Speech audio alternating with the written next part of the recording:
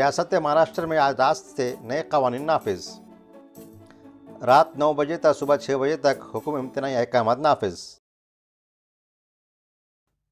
हालिया दिनों मरकज़ी हुकूमत ने तमाम रियासतों को ओमिक्रॉन वेरिएंट से निपटने के लिए सख्त इक़दाम करने के अहकाम दिए थे, जिसके बाद मुल्क की चंद रियासतों में सख्त कवानीन नाफिज किए गए और रात तक कर्फ्यू भी नाफिज कर दिया गया है।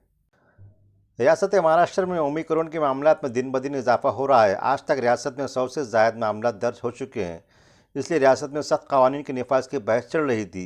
आज दिन भर से नए कवानीन के नफाज और नाइट कर्फ्यू के बारे में खबरें भी गश्त कर रही थी और हुकूमत ने महाराष्ट्र भर में आज रात 12 बजे से हुक्म इम्तनाई नाफिज कर दी है, जिसके मुताबिक 5 से ज़ायद अफराद एक मुकाम पर जमा नहीं हो सकते।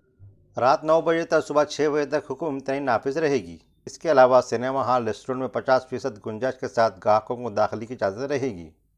इसके अलावा शादी ब्याह की तकारीब जो फंक्शन हॉल में मुनक़्क़द होगी, इसमें सिर्फ 100 मेहमान शिरकत कर सकते हैं, जबकि खुली जगह में मुनक़्क़द होने वाली तकरीब में 250 अफराद और होटल में सिर्फ 50% ग्राहक बैठ सकते हैं। इसके अलावा मुतल्लक़ा अज़ला के कलेक्टर्स को मुकामी सतह पर मज़ीद फ़ैसले करने के इख्तियार दिए गए हैं।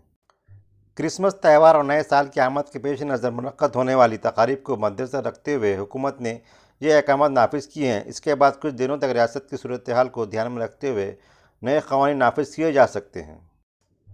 हुकूमत ने मजहबी, सियासी व समाजी तकारीब में भी शरीक होने वाले अफराद की तादाद को महदूद कर दिया है।